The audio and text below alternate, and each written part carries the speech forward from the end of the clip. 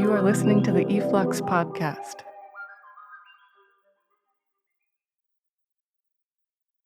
Hi, everyone. I'm here today with Leigh Claire La Berge, the author of the recently released Wages Against Artwork. She's an associate professor of English at BMCC CUNY and author of Scandals and Abstraction, Financial Fiction of the Long 1980s, as well as co-editor of Reading Capitalist Realism. Her writing in journalism has appeared in South Atlantic Quarterly, Post 45, the Los Angeles Review of Books, and the Chronicle of Higher Education. She is also a member of the Marx for Cats collective. And the book we're going to be talking about today is called Wages Against Artwork, Decommodified Labor and the Claims of Socially Engaged Art, released on Duke last year? 2019, yeah, August. Almost last year. So thanks so much for being here. Thanks for having me. Yeah. So I was thinking before we get into the nitty-gritty, and there's a bunch of nitty-gritty, we can start where your intro begins, which is a remark that Carolyn Woolard made at a panel on artist resale rights at Bushwick Open Studios in 2015. And so you quote her as saying, "I've never sold any art. I don't know many artists who have sold anything. Most art will never sell and most artists won't make money from their art." And then you continue from this quote to say, "The subject of this book is the realization of the artistic representation of a kind of everyday, unwaged, yet formal and professional work that I call decommodified labor." So you do go beyond to describe how this form of labor value is represented. But I want to ask you now, just to start us off, briefly define what you mean by decommodified labor. And in that sense, what is a commodity? What is commodified labor? And how is it then decommodified? Yeah, you're right to say that the book really begins with those questions. And those are crucial questions to make the kind of argument that I want to make about socially engaged art and its relationship to a kind of fundamental wagelessness at this moment in time. So in the book, I'm very interested in keeping my definitions and my categories clear and consistent. Mm-hmm. So the three questions that you asked, they're crucial. What is a commodity? I'm using a kind of Marxist political economic, but sort of, I think, formal definition for that term. Totally. So a commodity is something that is, made by waged labor. Mm-hmm. Somebody got paid to make this thing. They got paid a wage, meaning that they gave some amount of their time in recompense for some money, and that agreement allowed them to produce this object or service or what have you. So that's what a commodity is. So for most of us, I think for all of us, it's fair to say we want our labor to be commodified. That is, we want to be paid for the labor that we undertake. And when I use the word labor in the book, that again is a formal definition. It just means that somebody's paying you to do something. You know, if you're sitting at home and you make a sandwich, you've made something to eat, but you haven't made a commodity. If you make that same sandwich at Subway, someone, you're paid to make it, you give it to somebody else, you don't give it, you sell it, then you've made a commodity. So the sandwich is a commodity. But also your labor is a commodity. And in the history of Marx's political economic discourse, which is really one of the three fields that I sort of trace throughout the book, the idea of commodified labor is in fact much more important than the myriad objects that are scattered about a capitalist world. So one thing I really wanted to do with those definitions and with the book is make sure that when we talk about a commodity, we're talking about the commodity form of human labor. Mm-hmm. What Marx says is when human labor takes the form of a commodity. So I think that's the sort of form of labor in our capitalist present. I think most of us want to sell our labor. We don't want to give it away. And I think that most of us need to do that because we need to earn the money to reproduce ourselves daily. So if that's commodified labor, I tried to think about this trend that I started noticing in the art world in and around New York City, but particularly in places where artists identified as social practice artists or socially engaged artists, even sort of holdover from community arts traditions, I think you could say. And I started noticing that a lot of them were undertaking projects that thematized in various different ways the fact that they weren't getting paid to do this labor. And in fact, if you're not getting paid to do it, there's a question about whether what you're doing is work or labor. So that's yet another term. And then coming out of social science, and particularly someone like Carl Polanyi and then Gösta Epsing-Anderson, there's been a tradition of writing about how one way to sort of put a stop on the intensity and inequality of capitalist social relations, particularly in terms of things like medicine, housing, healthcare, would be to decommodify them, to take them out of a market where things can get bought or sold as a commodity. So I thought about the term when I was writing the book, the term decommodification, but what I came to realize is what I was seeing in these art situations was it wasn't precisely decommodification, because the art scenes themselves, they weren't precisely ever made for the market. They were in this kind of in-between space. But the labor had a kind of professional quality to it, a kind of formal quality. So it's a neologism, decommodified labor. And it's a way to think of what we do when we're living in a world that is structured and governed by the expectations of a wage, by the laws of the wage, by a regulation of a wage, but in certain moments we're not being waged, right? So in that sense, your labor, it's not a commodity in that moment. It's something else. But it's also not necessarily permanent. At any moment, it could be commodified. So with decommodified labor, I tried to sort of think a pause in accumulation, or think about these moments, which I think, and not just socially engaged artists, I would go further to say many creative practitioners and many people in the culture industries have been in, where you're asked or you're expected or you volunteer to be in formal work-like situations without being remunerated, so without the wage form. Right. And that's what the term decommodified labor is really meant to capture. It's sort of a ghostly double of the wage form. Right. Because I think in many cases there is a hope and a desire for that wage form, but in the moment it's not there. Not all cases, but many cases. Right, and the key point here is that it's the labor that's decommodified and not necessarily what's produced via that labor. It's a crucial point. Or like the materials that go into making it. Like, to return to the sandwich argument, the sandwich that you make at home is not a commodity, but the materials that went into making that sandwich were commodities and were traded and ended up there and had to be bartered on some sort of system. Absolutely. And the sort of push in the book that I think goes through, from the introduction to the last page is when we think of commodities and when we think of things that are non-commodities, to sort of remove our idioms from the thing world and think about the subject world, those who made them and under what conditions.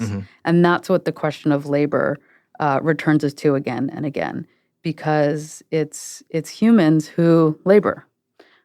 And particularly in art discourses, I think in writing about things that are called ephemeral or dematerial or immaterial or service-oriented, there is a sort of discursive habit of locating the changed moment, or what's interesting in that is the status of the object. But the argument I make in this book is, no, it's the status of the subject. It's the status of the person who made whatever is being looked at and under what conditions.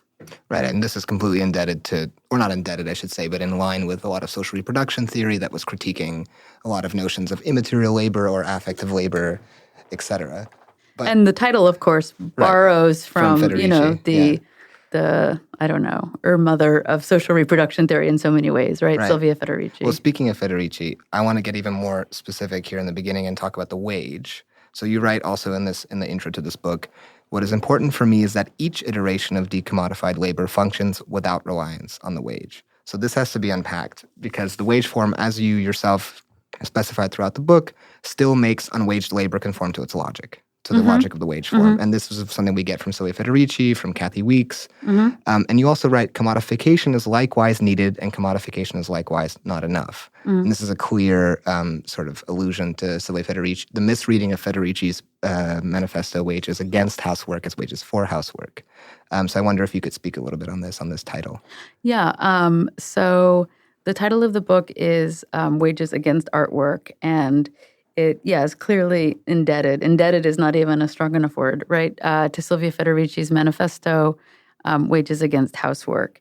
And in 2012, she published a book of essays called Revolution at Point Zero, where she returns to that essay, that 1975 essay, and she notes something that, I think you have said in conversation that you had noticed, that I had noticed, probably many listeners will have noticed, that the essay is often mistitled Wages for, thinking that what Federici and what social reproduction theorists, even though they weren't called that in the 1970s, of course, were interested in is enfranchising people who are outside the labor market, wives, mothers, and so on, with a wage. And of course, that is important. That is needed. People need to be paid for their labor, particularly when you're living in a social world which functions on capitalist exchange. If you are not paid for your labor, you're in a very marginal position. There's a great quote from Joan Robinson, one of Keynes's students and fellow travelers, who says, the only thing worse than being exploited by a capitalist is not being exploited by a capitalist. And I think Federici, when she goes back and she wonders why it is that people so often get the title of that essay wrong, she realizes that this is an absolute reality, that people need wages. And of course she agrees with it. Yet she also says the wage form itself is already obfuscatory. It's already a compromise. If you're getting a wage, you're already not getting what you deserve. So she says wages are needed and wages are not enough. Right. And what I try to do in the book, and what I try to do with that quotation that you just read, is to say that, I think that for most people, it might be unpopular to say it, but I do think it's true. We, at this particular moment in time, need to be able to commodify our labor. That said, I think many of the artists that I write about, many progressives, many radicals, commodifying one's labor, getting paid a wage, is not an emancipatory claim. It's not going to bring us to an emancipatory future. So at the moment, it's needed. It's not enough. We need to think otherwise, but we don't yet know what that otherwise is. That will only be realized in practice, of course. Right. When you understand the material conditions of sort of like that struggle that allows you to get that commodity form in the first place. I mean, it's interesting to think from your earlier statement how the commodity form is predicated upon an unequal exchange. This is the like basis of Marxist reading of capital. The decommodified form isn't necessarily emancipatory, and it isn't necessarily the opposite. But I do want to jump ahead, and since we're talking about Federici here, talk about the commons, because it does come up in a latter part of your introduction where you discuss neoliberalism on the one hand and real subsumption of labor on the other. And you actually specify that decommodification carries more modest ambitions than commoning. And the question I prepared for you is, perhaps for commoning and the commons, we might even abandon this contradiction between wages for and against housework and think housework and all other social reproduction against wages. So where does decommodification of labor play into this? Yeah, I think it's a great sort of rejoinder. And I really like the way that you phrased it. And the reason that I say that the sort of scene of decommodified labor is more modest than commoning is because I think that decommodified labor and claims of decommodification, the way I am using them, they remain firmly within the wage structure, the wage form, the commodity form, with all of its ambivalence and compromises and exploitation. That doesn't mean that you can't have better or worse versions of that, and that doesn't mean that it has that decommodified labor doesn't have its sort of utopian moments. But I think what's so powerful about a notion of commoning, and I think why it appeals to so many people, is that when it's realized, whether that's for an hour or a day or however long, with however many people, it truly is outside of the commodity nexus. I don't think decommodified labor is. Even just in my explanation of it to you 5 minutes ago, I think I stressed that. And the reason that I wanted to include that in the book is because the way that I pitch the scale of the radicality of the terms itself has an effect on the argument that I make in the book. And this is not a book about socially engaged artists undertaking revolutionary activity. This is a book about socially engaged artists producing certain forms at certain moments through the prism, sometimes consciously, sometimes not, of their own state of decommodified labor. Right. Well, this is an economic analysis where socially engaged art and some other art that precedes it allows you to make some sort of fairly large statements about the nature of work and labor today in general. But let's get to how you look at socially engaged art, because this is, of course, a contentious term and one that a lot of people would engage with in different ways. You write in the intro, what differentiates today's socially engaged art from its predecessors is that it attempts both to represent forms of social inequity and to amend those forms through the artwork itself. So I would ask, I guess, this amending, as you and I both know, is more often than not an illusion. It's in fact, it's either playing into some sort of philanthropy industrial complex, or it's playing into the brands that an artist might be cultivating, which you get into later in the book really brilliantly. But I'm interested here how you consider the scalability of these works. Because, of course, not all socially engaged art can be read with this sort of moralistic tinge. I wonder what you think about this. Well, one of my, interlocutors in this book is Shannon Jackson, who wrote a fantastic book called Social Works that came out in 2012, I think. And, in that book, she's sort of trying to differentiate what makes socially engaged art different from social work. Right? So if you are, engaging with a socially engaged piece that does something like provide a, child's playground or children's educational services or even medical services. There's a whole theme in socially engaged art where it sort of picks up where the welfare state has left off to provide something that might be recognizable as a form of social work.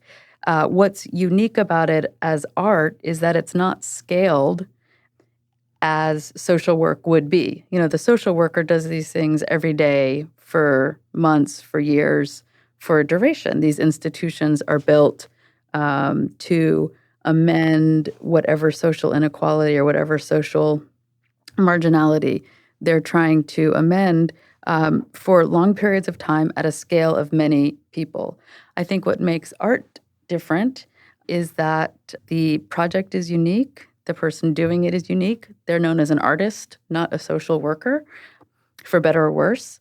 And so I think the singularity of it is something that we find reminiscent in discussions about the aesthetic. I think the duration of it makes it distinct. And I think that both size and duration, I think that's what I mean by scale, how something endures in space and how it endures in time. And so I think that the sort of gambit of many of these works of socially engaged art is they're made to be perceived and used at a particular moment, but they're not made for durability of space and time. That's what distinguishes them from social work. That said, some of the artists in the book are trying to push that. For sure. And in your question, you hinted that maybe we should approach their efforts to do so with some amount of cynicism. Or skepticism. Skepticism is maybe a better word. Skepticism. Well, actually, the way you did last night at the event when I asked you a question about Mara Lederman-Ukeles, and you were like, well, she could have just joined the sanitation department. Well, right. I think that's an interesting example. Yeah. Right? Why does she need to retain the identity of herself as Mara Lederman-Ukeles working in the sanitation department? Plenty of people work in the sanitation department. Plenty of people can work in the sanitation department. That would be a perfect example of a kind of socially engaged art versus a social work. Someone needs to pick up the garbage. Well, it's as we were talking earlier today, we got to a pretty interesting conversation on artistic intent, which I think is definitely a central point in your book. You kind of have to, because of the distance that you're putting between yourself and the art practice itself, so that you can make what is essentially an economic argument, you take the intent at face value. And that's fine, because you're not making, let's say, a moralistic judgment here. I do want to get to that, but before that, I want to ask you about aesthetics, because your intro is divided into 3 sections that I think are really helpful in thinking about these questions. The first is Aesthetics and Labor. The second is on neoliberalism and real subsumption of labor. And the third is on different economic readings of art or political readings of art. But on aesthetics, you've referred to this as slightly conservative, your use of aesthetics. But I think you're being a bit too hard on yourself. You write, my primary engagement is to understand the aesthetic as a sphere of cultural production and consumption that offers a fleeting respite, even for a moment, even if contingent, and it's surely contingent, from the capitalist imperative to buy and sell labor and from the philosophical imperative to think concept-based thought. So why don't you give us an introductory summary of how you're using labor to read an aesthetic judgment on art? So I think that the certainly aesthetic judgment has fallen out of vogue, right? I think, there's a great book, Kant after Duchamp. What is the status of aesthetic judgment after conceptual art? So I'm not sure that I would say that I'm invoking a sort of Kantian aesthetic judgment. I think one thing is that the term aesthetic gets used in multiple ways right now, right? I think most often it just simply means style or appearance, theme, genre. So I'm definitely not using it like that. I think I'm using it more in the sense of how Adorno tries to read Kant and sort of reproduce this as a site of what Kant calls famously purposefulness without purpose, right? That as Adorno points out, it's precisely in its uselessness that it enables a critique of things that are useful. And that's something that is certainly in the work of somebody like Peter Osborne, a bit out of vogue, right? Yet to me, the genealogy that comes through German idealism, up through Marxism, up through 20th century Frankfurt School and continental philosophy, that positions the aesthetic and labor as oppositional and therefore able to critique each other is incredibly important. And I try to use these two terms, let them be sort of conceptual anchors to guide the narrative of the book as the ways in which we work and the ways in which people make artwork change in different successive moments. But for me, those two terms, aesthetic and labor, are the two terms that really remain constant. I think it's conservative in the sense that, not politically conservative, but philosophically conservative. I think even the discourse of aesthetics, where you would find that today in academic writing, it's a somewhat conservative discourse, and certainly in discussions of socially engaged art, which, as you pointed out in your introduction, the whole point is to do things, right? To take a situation in which the artist or the art collective identifies a problem in need of being solved and solve it. That's about as anti-aesthetic in a certain way as you can get. And that's the point in which I think I have to modify myself in the book and say, well, artists may claim to be doing that. That doesn't necessarily mean that is what they're doing, right? That can also be part of the aesthetic construction of the work itself, is this claim to be non-aesthetic. Right. So I try to hold that contradiction together. Well, it also allows you to make statements about different freedoms that are applied in one place or another. So in this sort of like age-old division between waged work and artwork, which even Marx, himself goes at lengths to try to show is valid.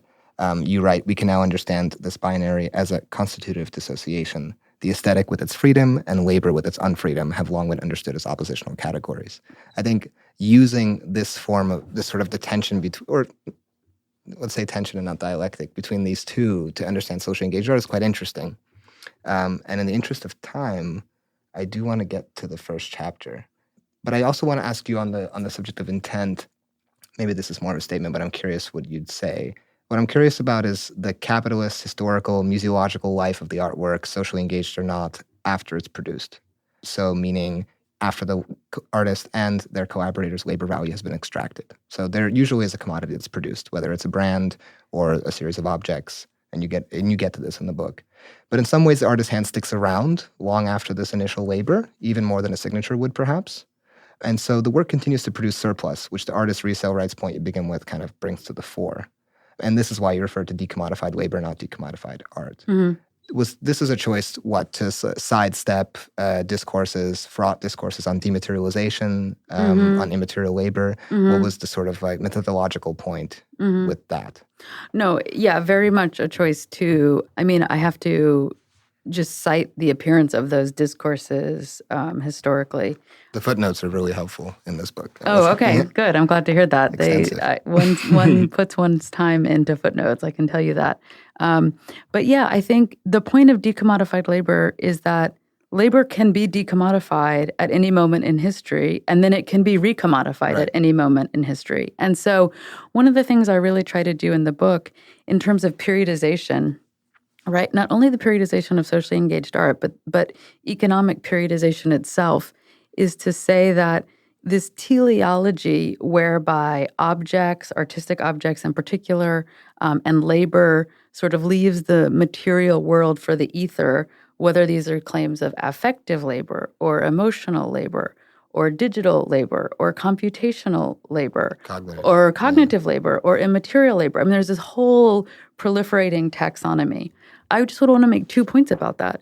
One, that taxonomy begins in the 1970s when wages start stagnating. I think that is very interesting, right? And at the birth of neoliberalism also. Exactly. It's not an accident. Yeah. Exactly. And it's, these proliferating categories, they take us away from remuneration and from the wage. Right. I don't know that they intend to do that, but I do think that that's the arc of their trajectory. So decommodified labor is a way to try to locate a different valence of labor that is not a stage. There's nothing stadial about this.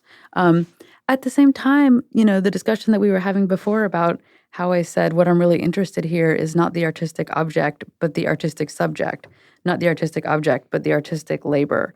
If you're focusing on the labor, it doesn't matter so much that the object exists in a certain state or doesn't exist in a certain state after it has been made and completed and left by the artist. It doesn't matter so much the status, the sort of ontology of the work of art, whether it's a performance or a film or sculptural or what have you, because the discussion is always trying to reroute to the status of the artistic labor while that work was being executed. And that is a way, I think, to critique these notions of the dematerial art object, which I think follows sort of this stadial and teleological progression that we find in discussions about labor. Yeah. And which is, to me, very unsatisfying. Yeah, and continues to be. Okay, I want to talk to you about the first chapter, which is on student debt and student labor. Yeah, it's called Art Student, Art Worker. I think that's what it's called. Yeah. I need to pull my copy. The Decommodified Labor of Studentdom. Yes. And I guess we can shout out the grad students at UCSC who are organized a Wildcat strike on the third day or fourth day? I think it's the third day, yeah, Santa Cruz. Yeah, so shouts to them. But yeah, so question about let's say, collective labor power.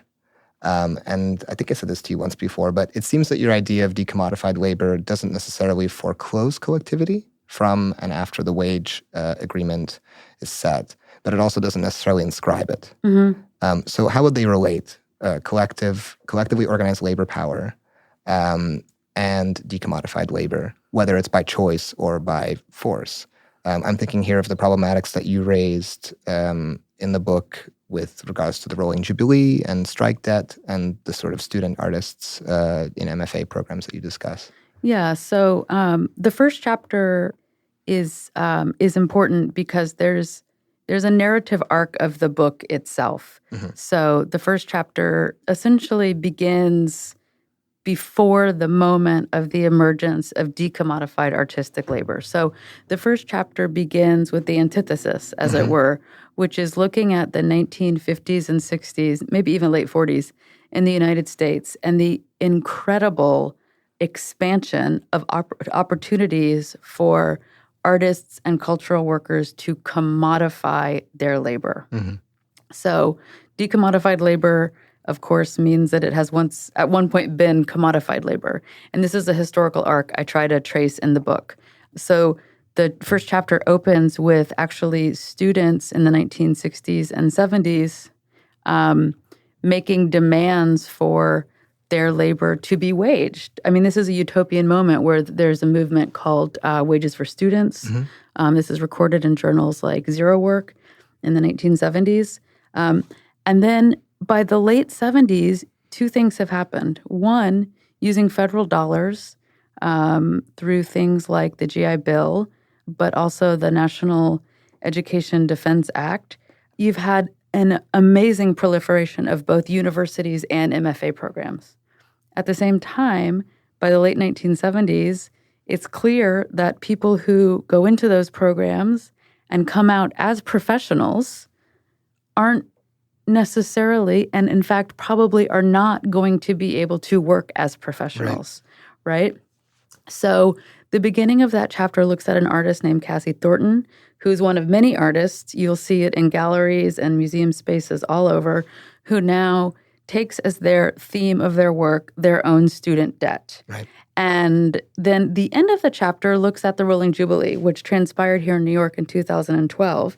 And I think that between those two works that sort of buttress chapter one is a way to answer your question, which I think is a really good one, which is what is the collective potential of a class of decommodified laborers? Right. And is it even class the way Marx used the term class, right? I think it's complicated. I think it's very complicated. Yeah. I think it's very complicated. I think no, I think is the answer to the question, but I think it's an interesting question. I think it's complicated. So in the beginning of that chapter, the first appearance of the decommodified labor of studentdom, where you're paying somebody else to work, right? Produces these sort of very trenchant and poignant works by Cassie Thornton. The Rolling Jubilee, which ends the chapter, is produced by a lot of socially engaged artists. Not all socially engaged artists, but by a lot. I focus on Thomas Goki, who had a similar trajectory to Thornton, got an MFA, was encumbered in debt, and felt very energized by the realization that socially engaged art meant that he could undertake social transformation as art. And he does so collectively. I mean, that comes out of it. There's a debt collective that is formed there, and they undertake this project that they themselves are ambivalent about whether or not it is an art project, which I also think is interesting. I think it's very interesting. But they undertake this collective abolition of medical debt as a political happening, right? And so I think in that moment, it really shows the breadth of the concept of decommodified labor. I don't know if I would answer your question by saying it is or isn't more generative of collectivization than other forms of labor. I don't think it is. I think it's the same. Or maybe less so, maybe a little less so, just in the sense that, if you look at the history of labor, one of the things that makes collectivization possible is proximity in time and space. And I think the disaggregation of culture industries and communities of culture maybe makes it a little more difficult. Well, this has been true in like techno-Taylorism is like the biggest success for this sort of like atomizing that we could imagine. It's like everybody's sitting in their own little cubicle or Amazon at a coffee shop, paying for their office space. Right. Well, paying for your own debt or working for your own debt, right? Yeah, absolutely. I mean, you end that chapter by saying the post-medium condition is the post-wage condition. Yeah. Which art historically and economically makes a lot of sense. Yeah. In the interest of time, I'm going to combine two questions that I had Great. for you. The first one is to talk about this really interesting and strange grouping of two artists that you use in chapter 2, Carolyn Woolard and Renzo Martins. And my last question, which was going to be why art? Okay. And I think perhaps you can answer why art by using the tension between these two practices that you and I have discussed. What's the title of chapter 2? The title of chapter 2, which I have right Isn't here. it the collective forms of decommodified institutions as art, the collective forms of decommodified labor? That's I believe. exactly it. I just saw it. Yeah. So it apropos your question. I look at two artists, one based here in New York City, Caroline Woolard, who I think makes quite sincere and quite non-ironic institutions to assist other artists in their own state of decommodified laborers. I think those two adjectives are perfect. Yeah. And also the exact opposite that I would use to describe Renzo Martins. Yeah. And she's somebody who has been offered to franchise her work to monetize her work back when that was a thing in like 2007, 2008. And she refused it, and not with any sort of like public fanfare, but just she didn't want to change the status of those works. And those were works of barter and of decommodified labor. And she didn't want to introduce commodified labor into that. The second artist I look at in that chapter is Renzo Martens. He's a Dutch artist who is also interested in questions of wagelessness, but not in the Netherlands or not in Berlin, where he's sometimes based, but in the Congo. And he's very interested in making institutions to enfranchise unemployed Congolese plantation workers as artists who would then sell their wares in places like Rotterdam, Berlin. They were being sold 2 years ago here at Sculpture Center in Long Island City. And I think he, unlike Caroline's works that takes the form of collectives, and I go through 3 different collectives that she's been part of in the book: Trade School, Our Goods, and BFA, MFA, PhD.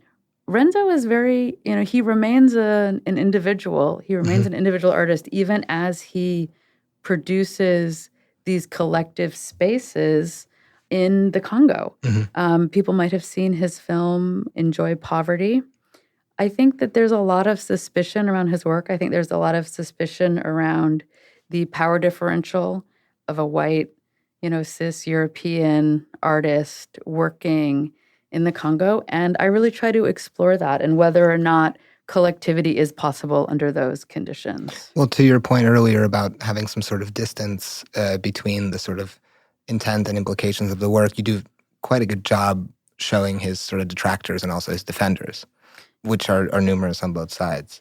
But I think to end this question, why art, at least for me in reading the book, it seems, or especially following your other book, because you made a shift from literature to art. Yeah. But it is a book, and I said this to you prior, although you made a face, but it is a book of economics. It is a book of economics that looks at the status of decommodified labor, specifically in artistic production, and in a very specific type of artistic production that has a sociopolitical intent written into its very structure to make a point. And I think art is interesting there because it's different.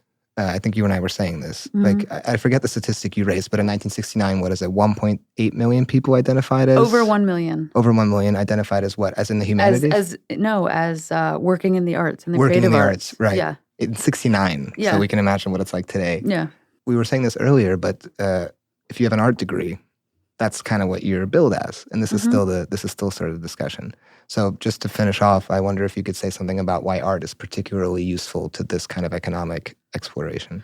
Yeah. Part of me wanted to work with artists because, as you mentioned, my first book was about literature and sort of very famous literary figures, in particular, people like Don DeLillo, Tom Wolfe, Bret Easton Ellis. And, writing a book, you can be in conversation with people in your head, but it's a very different kind of conversation that you can be in when you're able to talk to your interlocutors. So I liked the scale of this kind of argument. I was living in New York in 2011 and 12 and 13. I began just in my social circle meeting these people, very interested in the history of economics. That's the theme that goes through my work. And I started to notice, wow, it's not only that all of these artists are not getting paid, but they're representing in myriad ways forms of unpayment in their work that are being billed as forms of social amelioration. And to me, that contradiction was just so apt for our moment. And then, I think something that you said as we were preparing for this interview that was really true when you said, why art? And I said, why not? And you said, well, it's different than a humanities degree. It's different than an English degree or a history degree, in that it still retains a kind of aesthetic purposelessness or uselessness. At least in the common imagination. Yeah, absolutely. And I think that made it such an amazing category to think through the kind of ends-driven and purposeful logic of capital, which is always to move forward, always to valorize more, always to do it more quickly. And there was something about that contradiction that seemed so dynamic for our particular moment. So it was a very fun project to undertake. Well, Leigh Claire, thanks so much for being here. Thanks for having me. Leigh Claire's new book, again, is called Wages Against Artwork, Decommodified Labor and the Claims of Socially Engaged Art, out on Duke University Press from this year. And Leigh Claire and I will be talking about this book on January 30th at NYU. So we hope to see you there. Thank you.